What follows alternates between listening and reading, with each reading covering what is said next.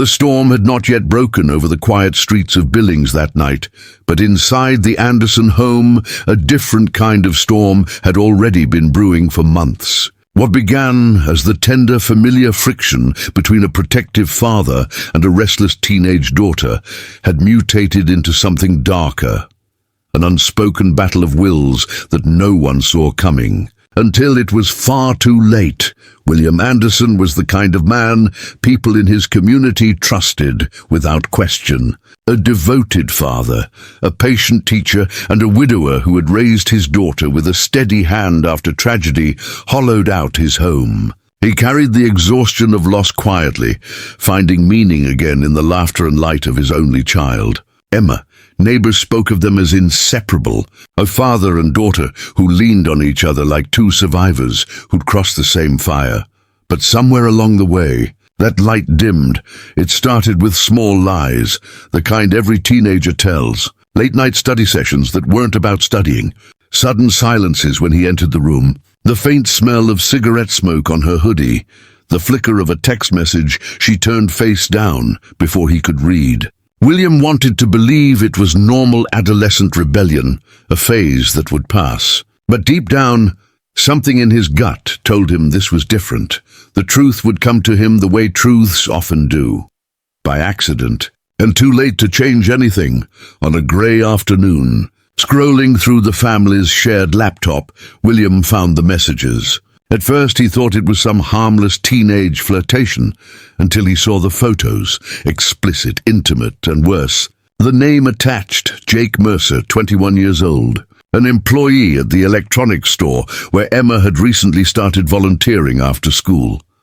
William's hands trembled as he read line after line, his pulse hammering in his ears. "You're my everything. I'd die without you." He doesn't understand us. He sat back in his chair, staring at the glowing screen that had just rewritten his entire perception of the girl he thought he knew. Emma was 16, barely old enough to drive, and Jake was an adult. It wasn't just inappropriate, it was illegal.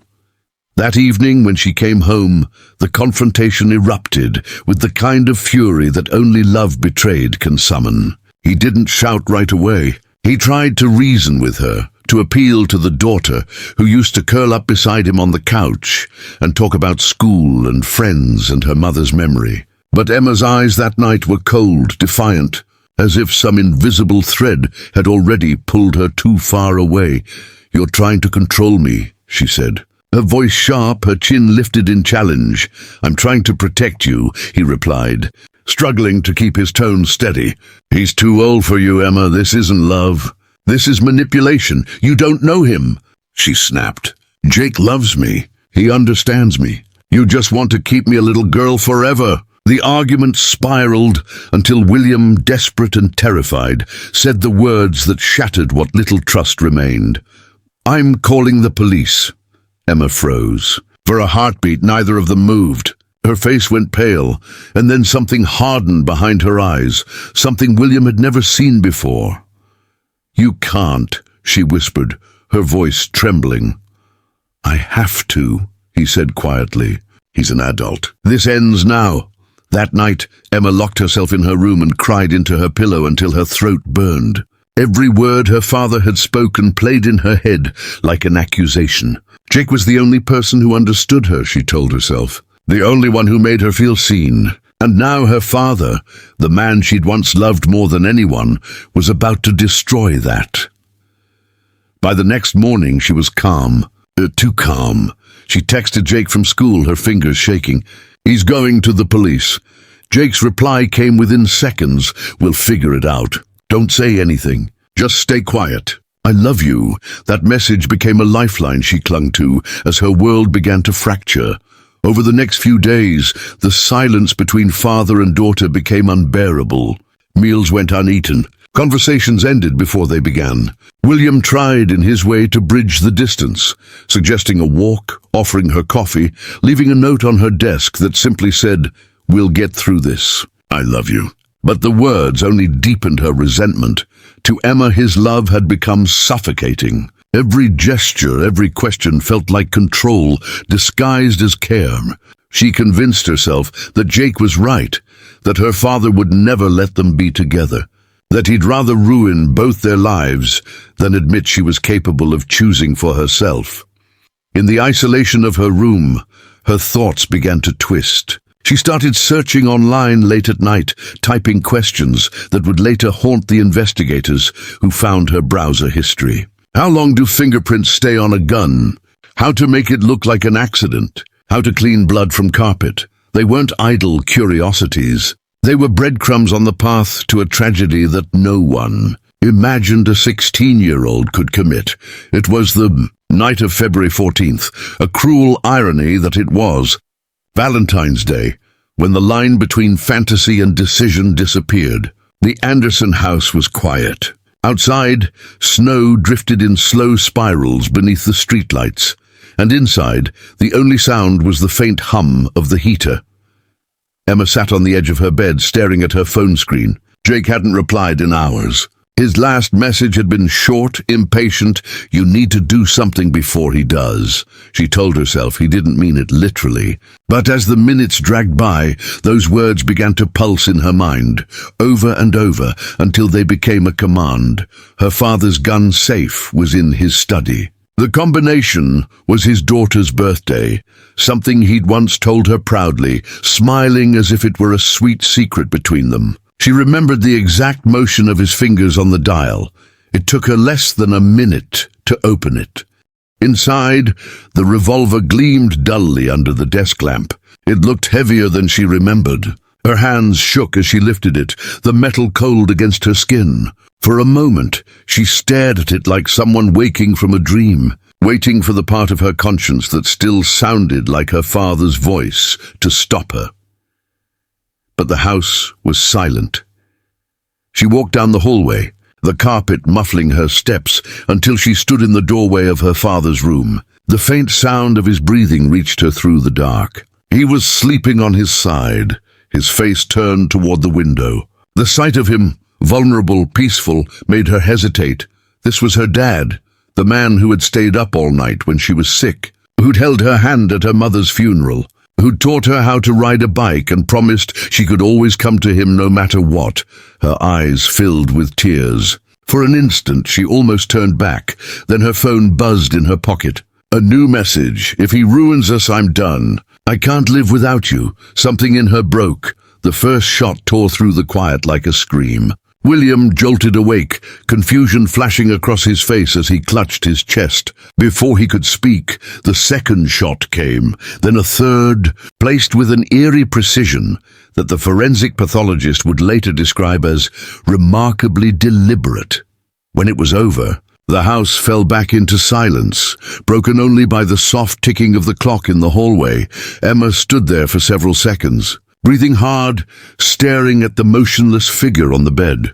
Her ears rang, her mind blank. It wasn't until the smell of gunpowder hit her that she realized what she'd done. Her hands began to shake uncontrollably. The gun slipped from her grip and clattered onto the floor. She stumbled backward, whispering to herself, "It's over. It's over." But it wasn't. In the hours that followed, Emma moved through the house like a ghost. She cleaned what she could. She wiped the gun. She deleted messages. She even sat at her father's desk, transferring money from his account into hers, as if some part of her brain had already switched into survival mode when the police arrived the next morning, responding to her tearful call, claiming she'd found her father dead. She played the role of the traumatized daughter perfectly. Her voice cracked in all the right places, her eyes red but dry. She told them she'd heard nothing, slept through the night, and found him like that when she woke up. For a while it worked. The officers believed her. The neighbors offered condolences. The town mourned. But the truth has a way of surfacing, sometimes through the smallest crack.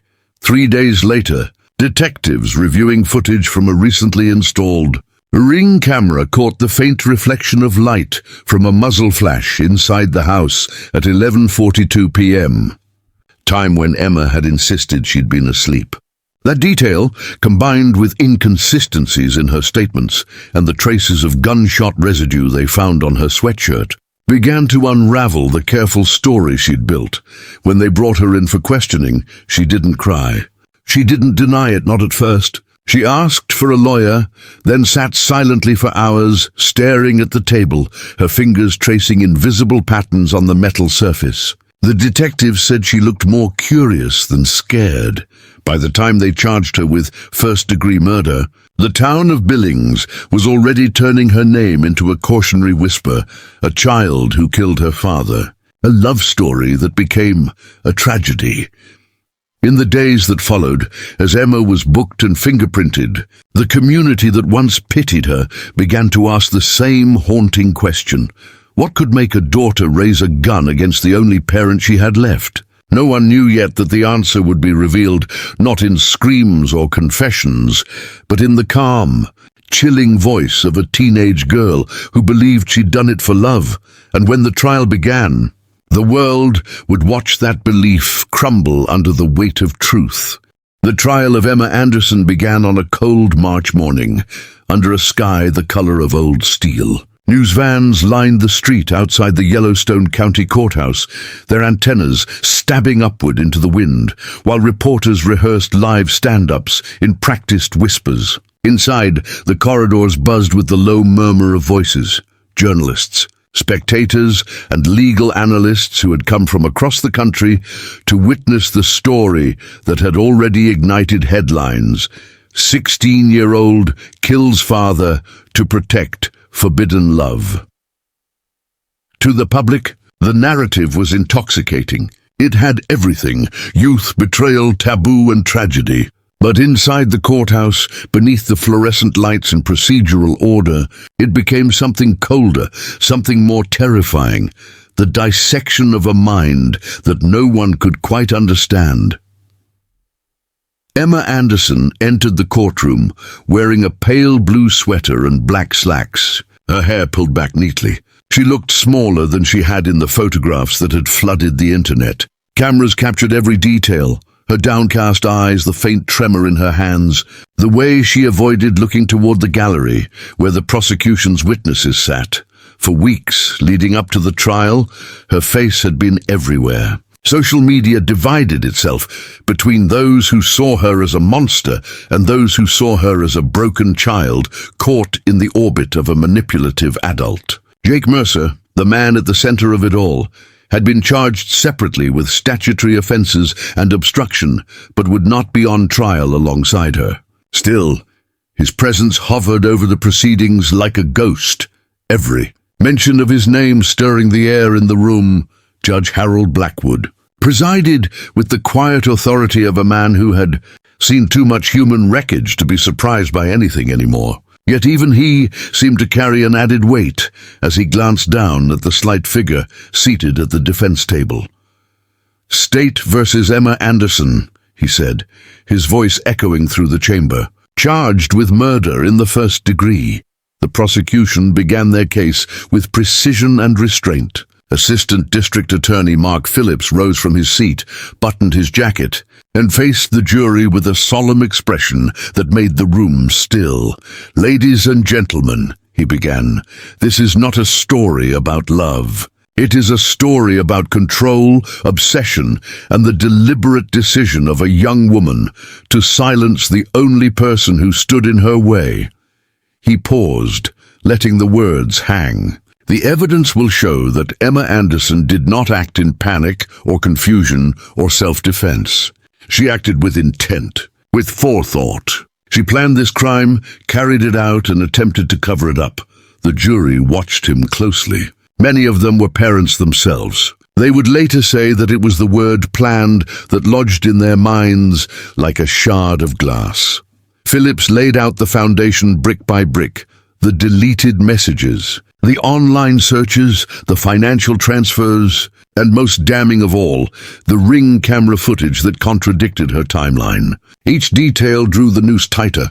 When the first witness took the stand, Detective Laura Hensley, the lead investigator, her calm, methodical testimony painted a chilling picture. "Upon entering the scene," she said, "we observed the victim, William Anderson, lying on the bed. 3 gunshot wounds, one to the chest, one to the shoulder, and one directly to the heart. The placement of those shots suggested a degree of accuracy uncommon in a chaotic or emotional shooting. She described how Emma had greeted officers at the door, tearful but oddly composed. How she'd asked if she could call her boyfriend from the patrol car. How she'd volunteered information that hadn't been requested. Details about her father's schedule, the way he slept, even the make and model of the weapon used. It was that composure that unsettled investigators most.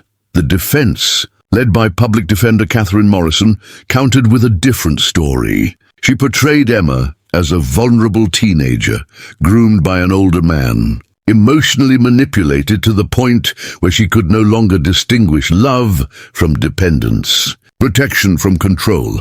Emma Anderson is not a cold-blooded killer, Morrison told the jury. She is a child, one who lost her mother young, one who was preyed upon by someone who knew exactly how to exploit her grief and her need for affection.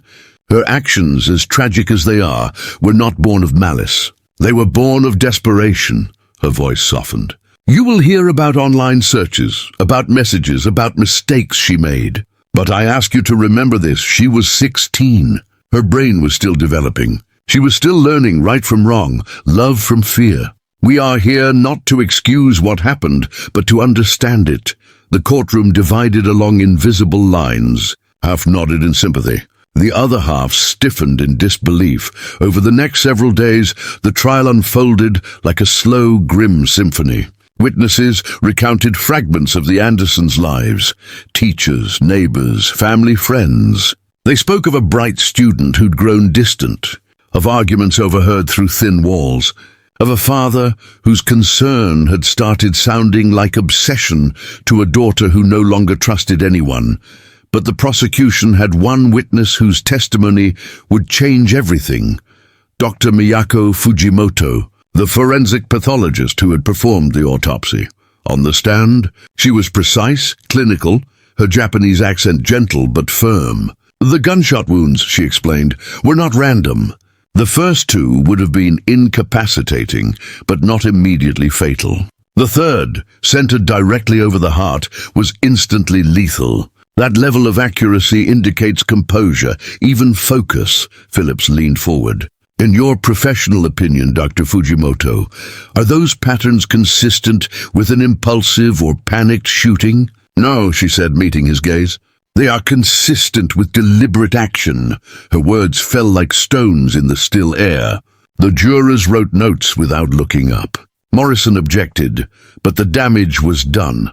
In the days that followed, the defense tried to redirect the jury's attention toward Jake Mercer. They called him a manipulator, a liar, a man who had whispered poison into a teenager's mind until she believed violence was the only path to freedom. They introduced transcripts of his texts, messages laced with jealousy and control. If he finds out I'm dead, you have to choose me.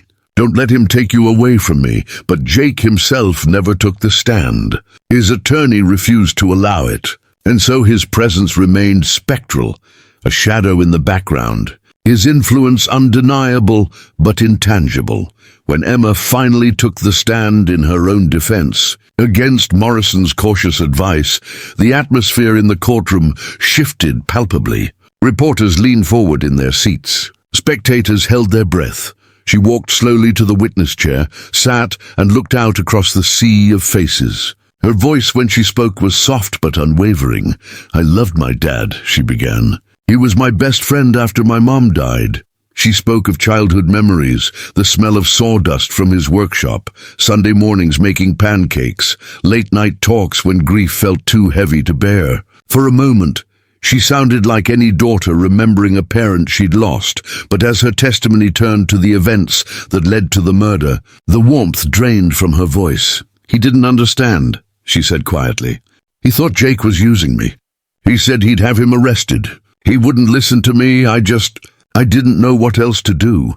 She described standing in the doorway that night, watching her father sleep, her words delivered in the same calm cadence she might use to describe a dream. I don't remember pulling the trigger the first time, she said. But after that, I just wanted it to be over. I didn't want him to suffer. A murmur rippled through the gallery. Even the jurors seemed uneasy. There was no trembling voice, no visible grief, no plea for forgiveness, just a steady, unnerving composure that made the prosecutor's argument almost effortless. When Phillips rose for cross-examination, the tension in the room sharpened to a knife's edge. "You say you loved your father," he began slowly, pacing before the witness stand. "Yet you shot him 3 times, once directly in the heart. You cleaned the scene, deleted evidence, and tried to access his bank account. Is that love, Miss Anderson?" Emma's gaze didn't waver. "I didn't want him to suffer," she repeated softly. Phillips let the silence stretch until it became unbearable. Then he asked the question that would define the case. "Do you feel remorse for killing your father?" The room seemed to hold its breath. Cameras clicked faintly. "I regret that it came to that," she said at last. "I wish there had been another way." No tears, no apology. Just those flat, distant words. To the jury, it was as if they had been staring into a void where empathy should have been. By the time she stepped down from the stand, any hope her defense had of swaying the jury had begun to crumble. Even Morrison seemed defeated, her shoulders heavy as she gathered her notes. The closing arguments that followed were less a debate than an elegy. Phillips, in his final address, didn't raise his voice once. "This case," he said, "is not about a teenager making a mistake. It's about a choice. A choice to take a life, a choice to lie, a choice to feel nothing about it afterward. We are not here to punish youth. We are here to uphold justice." Morrison spoke last, her voice trembling with exhaustion. "She is 16, she said. 16. If you condemn her to spend the rest of her life in a cage, you are condemning a child who never had a chance to grow, to heal, to become more than her worst mistake." The jury retired to deliberate. Outside, the courthouse steps were crowded again, a clash of handmade signs and clashing ideologies. Justice for William. Mercy for Emma. End juvenile life sentences. It took the jury 14 hours. When they returned, the air in the courtroom felt heavier than before. Judge Blackwood read the verdict aloud, his voice steady but solemn. Guilty of murder in the 1st degree. A single gasp broke the silence, followed by the muffled sob of Emma's aunt in the gallery. Emma herself went pale, her hands trembling as the reality seemed to reach her at last. For months she had existed in a strange detachment, but now the facade cracked, her lips parted as if to speak. But no words came. The judge thanked the jury, dismissed them, and scheduled sentencing for 2 weeks later. As the deputies led her from the room, Emma turned her head toward the back of the gallery, where Jake Mercer sat, expression unreadable. Their eyes met for the briefest moment before she was led away. The cameras caught it. The image would appear on every front page the next morning, and captioned with cruel irony, "The look that started it all," and somewhere beyond the courthouse walls, the question that haunted everyone still lingered. Had Emma been a victim of manipulation, or a willing architect of her father's death? The answer, when it came, would shake even the most hardened hearts in that courtroom. The paper stayed under her pillow for 3 nights before she found the courage to show it to anyone. On the 4th morning, she walked into Dana's office and laid it on the desk without a word. Dana looked at it, then at her. "Where did you get this?" "It came in the mail," Emma said quietly. "No name, just that," Dana frowned. "Evidence records aren't public." "Someone wanted you to see this," Emma nodded slowly. "I know." That afternoon, prison security contacted the county office to verify the document. It was genuine, an overlooked appendix from the original evidence file, discovered during an internal digitization project. The residue sample marked 47B had never been tested because the crime scene technician assumed it belonged to the same gun. But it didn't. The chemical composition differed slightly, not enough to raise flags then, but enough now. 2 months later, a lawyer from the Innocence Initiative requested permission to review Emma's case. She didn't ask for it. They reached out to her. The irony almost made her laugh. For years, she had been the villain no one wanted to defend. Now she was the ghost everyone wanted to resurrect. The review process was painfully slow. The lawyer, a calm-spoken woman named Rachel Hart, came to see her one winter morning. "I've read everything," Rachel said, opening her briefcase. "Your confession, the reports, the interviews? I don't think you lied. I think you remembered what you were meant to remember. What does that mean?" Emma asked, her voice hoarse. Rachel studied her carefully. "You were 16. You'd been drinking, you'd been beaten, and you'd been terrified. It's possible your brother pulled the gun first, or that your father was shot during a struggle. The residue suggests 2 discharges from 2 firearms." Emma's pulse quickened. "There was only one gun, not according to this." Rachel slid a photograph across the table, grainy, faded, showing the scene in fragments. "Your father was found near his service weapon. But the casing next to him doesn't match the model you were holding." Emma stared at the image until her vision blurred. For 9 years, she had replayed that night over and over. The gun, the blood, the silence. She had told herself she was the one who fired. That was the story everyone accepted. Now doubt, sharp, bright, merciless, slashed through her certainty. "What are you saying?" she whispered. "That I didn't kill him?" Rachel hesitated. "I'm saying we don't know who did." The legal gears began to grind. Motions were filed, hearings scheduled. The old headlines returned, uglier than ever. "Teen killer's conviction under review." Could Emma Anderson walk free? New evidence, old blood? The media didn't care about nuance. They cared about spectacle.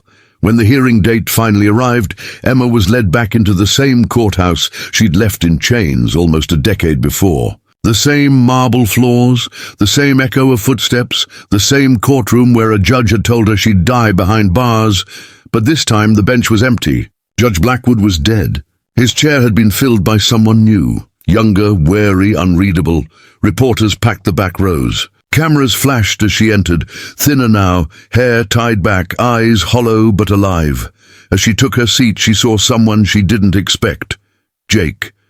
He sat quietly in the gallery, head bowed. When he looked up, their eyes met for the first time in 9 years. Neither smiled. The hearing began. Rachel spoke first, her tone calm but relentless. She laid out the inconsistencies, the second residue sample, the untested casing, the procedural negligence. She didn't claim innocence. She claimed uncertainty. The question, she said, is not whether Emma Anderson was guilty of something. It's whether she was guilty of this. The prosecutor, older now but still sharp, countered with cold precision. She confessed. Multiple times, Rachel nodded. Confession under trauma is not confession under truth. Then came the footage, the interrogation video Emma hadn't seen since she was 16. She watched herself on the screen, a trembling girl with blood on her hands, eyes swollen, whispering, "I just wanted it to stop." For the first time, she saw not guilt, but desperation. The camera didn't show a murderer. It showed a child trying to end a nightmare. When the hearing adjourned for recess, Jake approached her. Guards shifted uneasily but allowed him close. "You saw the file?" he asked quietly. She nodded. "You knew?" "I didn't," he said, voice cracking. "I didn't remember until they showed me the pictures." "There was another gun. I think I fired it," Emma's breath caught. "You think?" Jake looked away. "I was scared." He was reaching for his belt. "I grabbed his pistol. I don't even remember pulling the trigger. I just remember you screaming." The words hit her like ice water. All those years of guilt, of sleepless nights, of punishment, and the truth had been sitting in silence just across from her all along. "Why didn't you tell anyone?" she whispered. "Because you said it was your fault," he said softly. "And I believed you." Everyone did. That night, Emma lay in her cell staring at the ceiling. For years, she had begged the universe for forgiveness. Now forgiveness felt like betrayal. If she hadn't done it, what was she atoning for? The next morning, the judge reconvened court for the ruling. He spoke slowly, carefully. Given the new evidence and the questionable reliability of the original confession, this court hereby vacates the life without parole sentence of Emma Anderson. She will be remanded for resentencing. The words echoed in her ears. Resentencing. Not freedom, not yet, but a crack in the wall. The courtroom erupted. Cameras flashed. Reporters shouted questions, but Emma barely heard any of it. All she could see was the empty space where her father should have been, and the boy beside her who had carried half her burden without ever asking to. Months later, a new sentence was announced. Time served plus 5 years probation, subject to release under community supervision. When the gates finally opened, Emma stepped outside for the first time in 10 years. The air hit her like a storm. The sky seemed impossibly wide. The world too bright. The sound of leaves, of engines, of life. Overwhelming. She didn't cry. She didn't smile.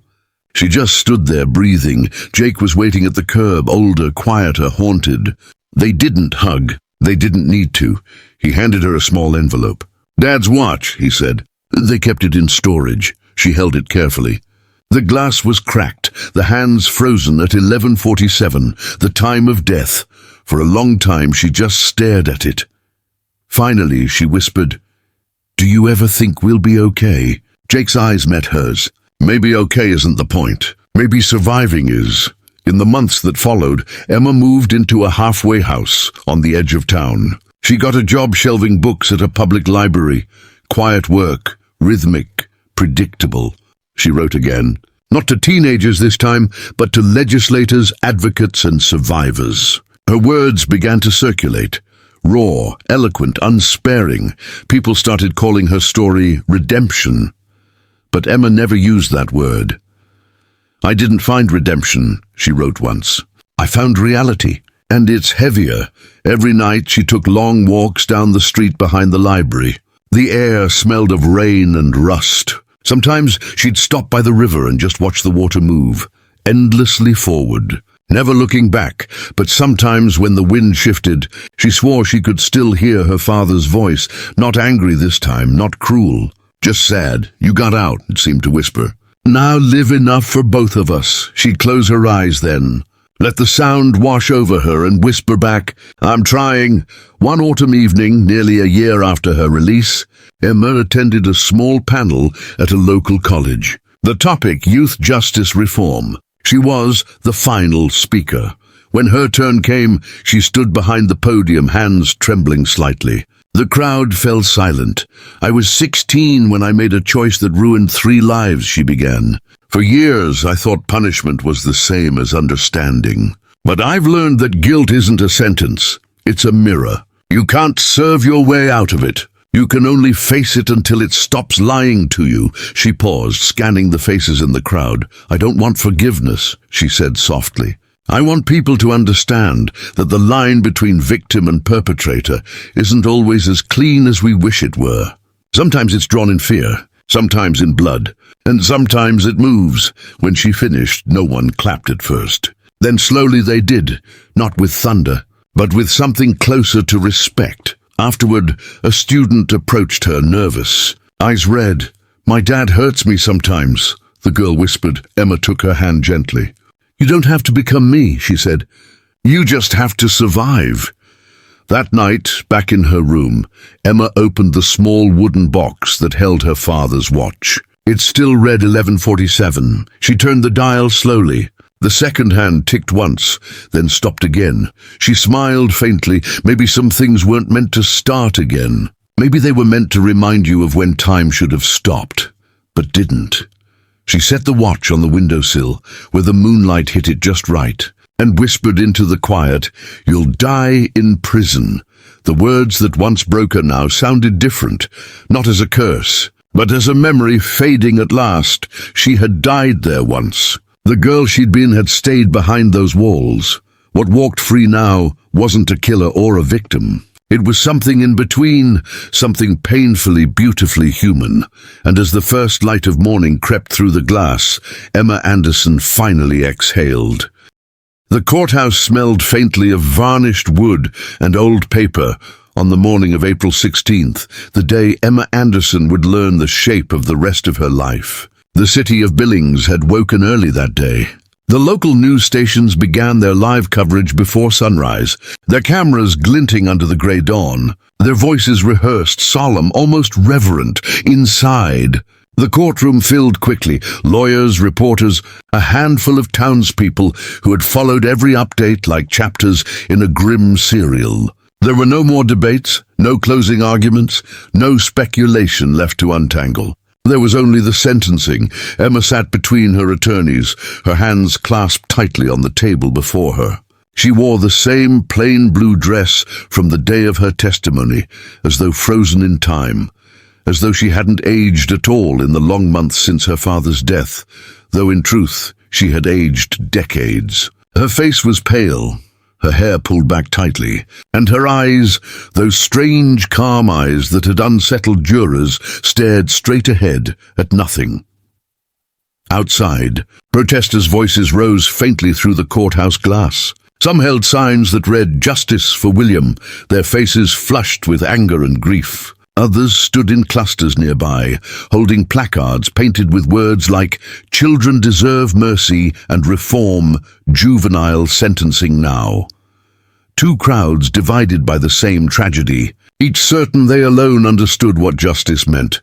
When Judge Harold Blackwood entered, everyone rose. The old man moved slowly to his seat, the black of his robe like an ink stain against the pale oak of the bench. His eyes found Emma for a long moment before he spoke. He'd presided over hundreds of cases in his career, murders, assaults, robberies, but this one had carved something into him that would never quite heal. "This court," he began, his voice even but heavy, "convenes for sentencing in the matter of the state versus Emma Louise Anderson." Emma's name hung in the air like a bell tolling. "Before we proceed," he continued, "the court will hear victim impact statements." A hush fell over the room. The first to rise was Catherine Walsh, Emma's aunt and William's younger sister. She walked slowly to the podium, clutching a folded sheet of paper. Her hands trembled as she unfolded it, though her voice, when she began, was clear. "William Anderson was not just my brother," she said. "He was my family's anchor. After we lost his wife, my sister-in-law, to cancer, he devoted himself entirely to Emma. Everything he did, every decision he made, was for her, to protect her, to make sure she grew up safe, loved and cared for." She paused, glancing toward the defense table. "I sat through every day of this trial. I listened to the arguments, the experts, the excuses. And I have no hate in my heart for Emma, but I have sorrow. So much sorrow. My brother died believing his daughter hated him. And she sits here today, alive because he loved her enough never to imagine she could harm him." Her voice broke then, the paper in her hands shaking. "I want the court to know I forgive her. But forgiveness is not freedom. Forgiveness does not erase what she took from us. When she sat down, even the journalists looked away from their screens for a moment. Next came William's colleague from the local high school, a man named Robert King, who spoke of the quiet grief that had rippled through their community. "He was a mentor to so many of our students," King said softly. "He taught science, but more than that, he taught patience, curiosity, kindness. We lost a teacher that day. The world lost a good man." When the statements ended, the courtroom seemed to breathe collectively, as if everyone had been holding their breath through the weight of the words. Judge Blackwood nodded once, his eyes on Emma. "Miss Anderson," he said finally, "you have the right to address the court before sentencing. Would you like to speak?" A murmur ran through the room. Cameras clicked again. For a long moment, Emma didn't move. Her lawyer, Catherine Morrison, whispered something to her, but Emma's eyes remained fixed on the table. Then slowly she stood. Her voice, when it came, was soft, almost inaudible at first. "I know there's nothing I can say that will change what happened," she said. "Nothing that can bring my dad back, I wish." She stopped, searching for the words, but none seemed to come. The silence stretched. "I wish I could explain it," she continued. "I wasn't thinking like myself. I wasn't the same person I used to be. I thought I was doing something to protect someone I loved. But I see now that I destroyed the only person who ever really loved me." Her throat tightened. For the first time since her arrest, tears shimmered in her eyes. "I can't undo it," she whispered, "but I am sorry." A few heads turned in the gallery, some skeptical, some startled. It wasn't a dramatic confession, not a cinematic breakdown. It was quiet, almost childlike, but for those who'd followed her story from the beginning, it was the first flicker of emotion that seemed real. Judge Blackwood listened without interrupting, his face unreadable. When she sat down, he folded his hands and leaned forward. "I've been on this bench a long time," he began slowly. "I've seen what people do to one another when they are angry or desperate or lost. But every so often, a case comes before this court that shakes the very foundation of what we believe about right and wrong." He looked down at the papers before him, then back up at Emma. "You are 16 years old," he said. "You should be thinking about college, about friends, about the future.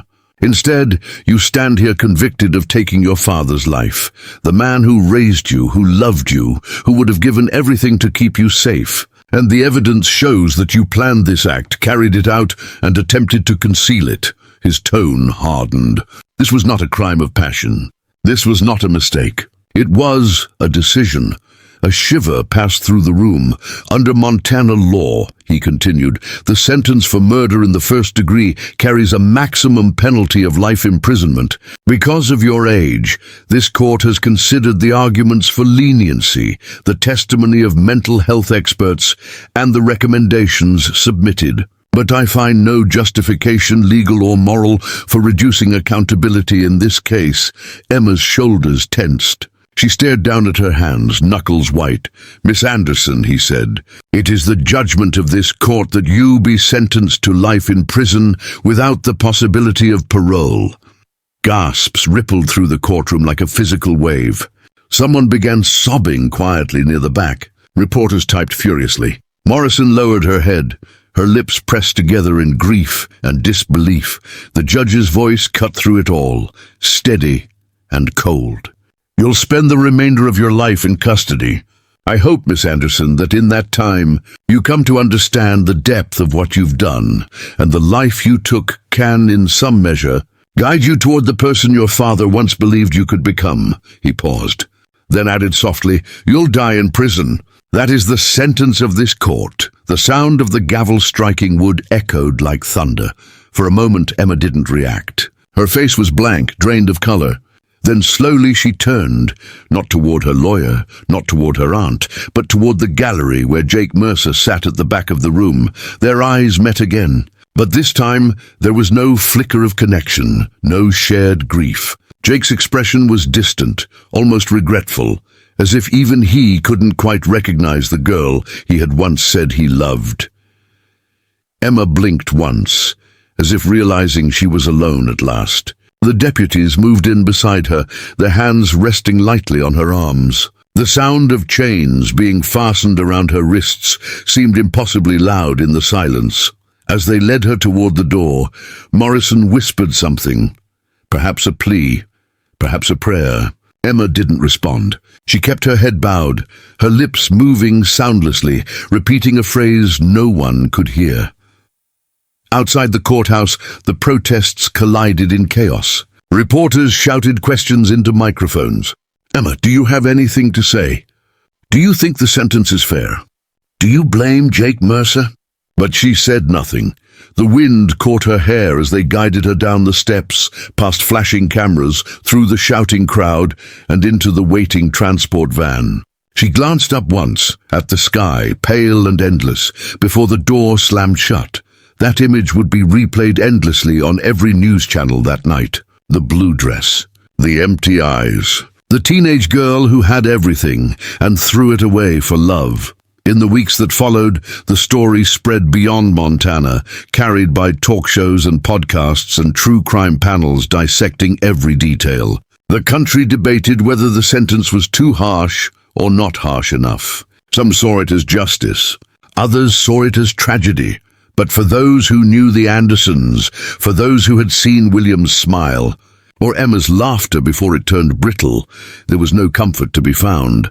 The Anderson house sat empty for months. The porch light, once left on every night by habit, remained dark. The for sale sign eventually went up, its white paint weathered by wind and snow. Neighbors said they could still picture William watering the front lawn in summer, waving to them with a smile. They said they could still hear Emma's voice from years ago, calling out for her father as she ran down the driveway. 2 lives, 1 moment, and a silence that would never be filled again inside the state correctional facility where Emma would spend her days. The routines were quiet, mechanical, stripped of meaning. Inmates came and went, some curious about the girl who shot her dad, some sympathetic, most indifferent. Emma kept to herself. She read, she sketched. She avoided the television when her story appeared on it. The prison chaplain said she spoke rarely, but when she did, her questions were simple, almost childlike. "Do you think he forgives me? Do you think he knows I'm sorry?" He told her forgiveness was not something granted through walls, but something earned through years of truth, and perhaps in some quiet part of her, she understood that, because on the anniversary of her father's death, she asked for paper. And she wrote a letter. It was addressed simply to Dad. No one knows exactly what it said. But when the guards collected it from her cell, sealed and stamped, they noticed her handwriting was small, careful, steady. It was mailed to her aunt's house in Billings, the only family she had left. Catherine Walsh received it weeks later. She didn't open it right away. She kept it in a drawer, unopened, for days. When she finally read it, she wept. The contents were never made public, but those close to her said the last line read, "I finally see now. It wasn't love that made me do it. It was fear of losing it." The letter was placed in William's old photo album, tucked behind a picture of father and daughter smiling on a summer afternoon, long before tragedy had entered their lives. And for the first time in a long while, Catherine said she felt something close to peace, but for Emma, peace was something that would always remain out of reach, a horizon she could see but never touch. And somewhere, in the stillness of her cell, she would come to understand that love, when twisted by fear, can become the most dangerous weapon of all. The first sound Emma learned to recognize in prison was the heavy metallic clang of the morning door checks. It came before sunrise, echoing down the cell block like a ritual, a reminder that freedom had a sound, and she would never hear it again. Days blurred into each other. Mornings bled into afternoons, marked by the shuffling of inmates, the drone of guards, the distant hum of fluorescent lights that never seemed to flicker off. The walls were a dull beige, scratched and marked with years of restless hands. Emma moved through this new world quietly, almost invisibly. The guards described her as compliant, respectful, low risk, but there was something unsettling about her calm. Other inmates fought, argued, laughed, cried. Emma didn't. She carried herself like a ghost passing through the motions of a life she no longer inhabited.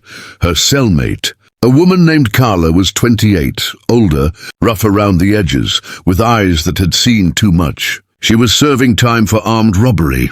At first, she didn't know what Emma had done. When she found out, she just stared at her for a long while. "You killed your dad?" she asked one night, her tone caught somewhere between disbelief and curiosity. Emma didn't look up from the book she was reading. "Yes, why?" Emma hesitated. "Because I thought I had to." Carla laughed softly, shaking her head. "Everybody thinks that, until they don't." That was the closest thing to friendship Emma would find for months. Outside the prison, the world had not forgotten her name. The story of the teen killer of Billings became a grim fascination for the nation. Documentaries speculated about her motives. Psychologists debated whether she was a victim of manipulation or a manipulator herself. Podcasts dissected every recording, every court transcript, every photograph, searching for meaning in her blank stare. Some saw a monster. Others saw a tragedy. A few, disturbingly, saw a kind of icon, a figure of defiance against authority, against control. Internet forums emerged, with users claiming Emma had been justified, that her father had been secretly abusive, that she was a survivor of the system. None of it was proven. But the myth spread faster than the truth. In her small concrete world, Emma knew none of it. She wasn't allowed social media, and she avoided television. Occasionally, she overheard snatches of gossip, a guard mentioning her name, a passing comment about a documentary crew wanting access. It made her uneasy, like the world outside was speaking her name in a language she no longer understood. Months turned into a year, then another. Her 16th birthday came and went behind bars. No visitors, no gifts, only the chaplain, who stopped by her cell and placed a small folded piece of paper on her desk. It was a quote from a book of Psalms. "The heart is deceitful above all things and desperately wicked. Who can know it?"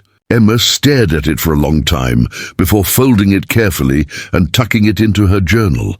That night, she dreamt of her father. He was standing in the doorway of her old bedroom, smiling, the way he used to when she was little, before bedtime stories and the soft glow of the hallway light. But when he spoke, she couldn't hear him. His lips moved, forming words she couldn't reach. She woke up crying. The next morning, Carla found her sitting on the bunk, eyes swollen, staring at the grey wall. "You dream of him again?" Emma nodded. Carla sighed, lighting a contraband cigarette near the window vent. "You know, I used to dream about my brother, every damn night, until I stopped fighting it. Then he stopped showing up." Emma frowned slightly. "You think that's forgiveness?" Carla blew smoke toward the ceiling. "No, that's survival."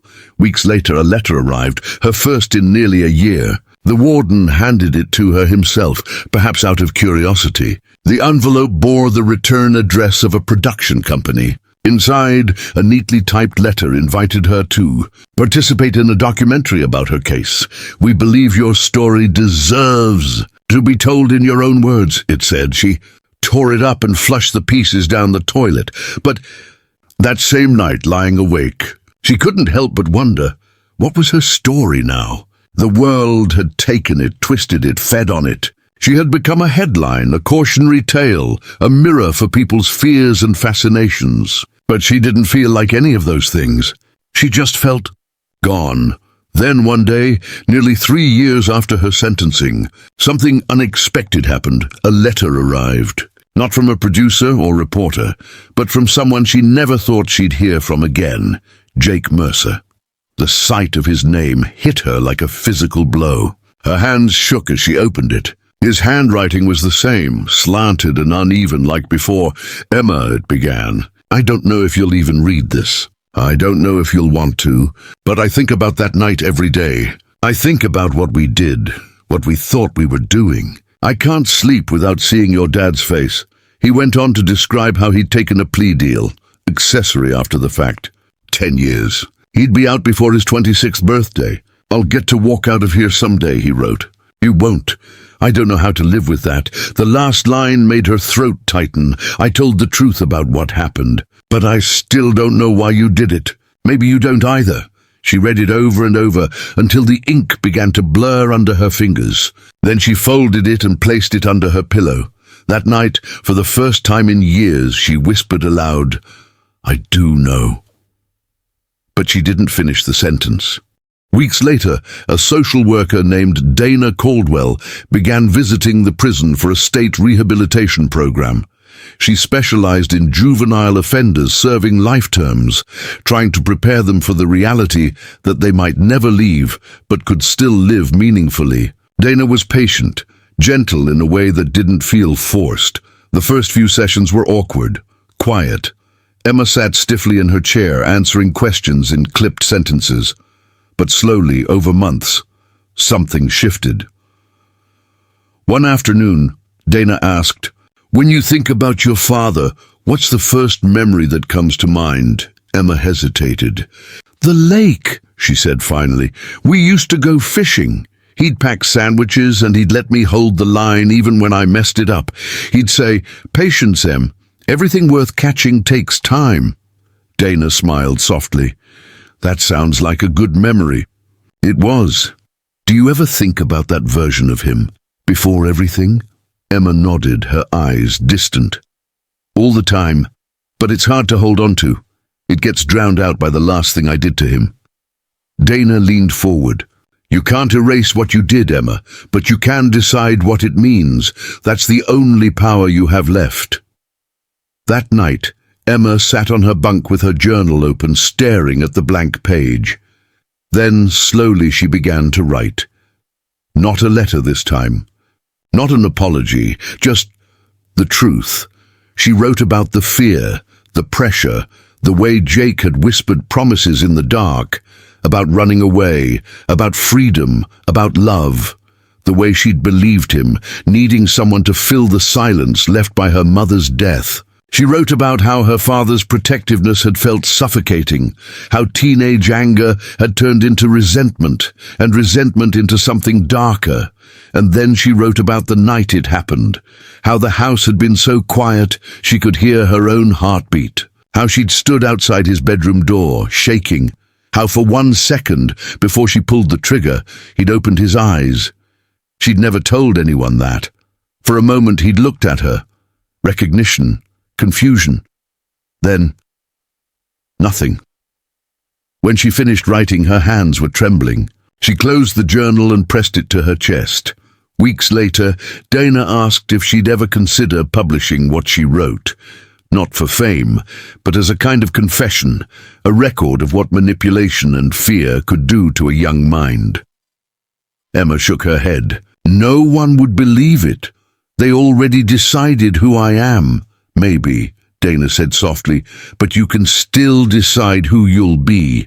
That sentence lingered with Emma for months. By the time she turned 21, she'd begun tutoring other inmates for their GEDs. She worked in the library, shelving books, helping women who couldn't read. Slowly, her name faded from headlines. The documentaries stopped. The world found new stories to devour, and for the first time, Emma began to feel something that almost resembled peace. Until, one spring morning, a guard appeared at her door with a folded newspaper. "Thought you might want to see this," he said. On the front page was a headline, "Jake Mercer, released from prison. No comment on Anderson case." Her stomach dropped. She stared at his photo. Older, leaner, but still unmistakably him. He was walking through the gates, blinking in the sunlight. Free. She folded the paper carefully and slid it under her mattress. But that night, she couldn't sleep. She kept thinking of the line from his letter, "I'll get to walk out of here someday." "You won't." Something in her chest twisted. Not anger, not jealousy, just a hollow ache. A week later, she asked Dana if she could make a phone call. To who? Emma hesitated. His mother. It took days to get approval. When the call finally went through, a soft, trembling voice answered. "Hello?" "Mrs. Mercer," Emma said quietly. It's Emma Anderson." There was silence on the other end, then a shaky breath. "Emma, I just wanted to say, I'm glad he's home. I know I don't have the right to ask, but is he okay?" Another pause. "He's trying," the woman said. "He doesn't talk much. He blames himself, you know." Emma closed her eyes. "He shouldn't." "Maybe not, but he does." A long silence. Finally, Mrs. Mercer's voice softened. "You were both children. The world made monsters out of you, but you were just lost." Tears stung Emma's eyes. "I'm sorry," she whispered, "for everything." "I know you are," the woman said gently, "and I hope, someday, you forgive yourself." When the line went dead, Emma sat in silence for a long time. Outside, the sky beyond the narrow window was streaked with pale gold. She pressed her hand to the glass, feeling the faint warmth of sunlight. For the first time in years, it didn't feel like punishment. It felt like memory.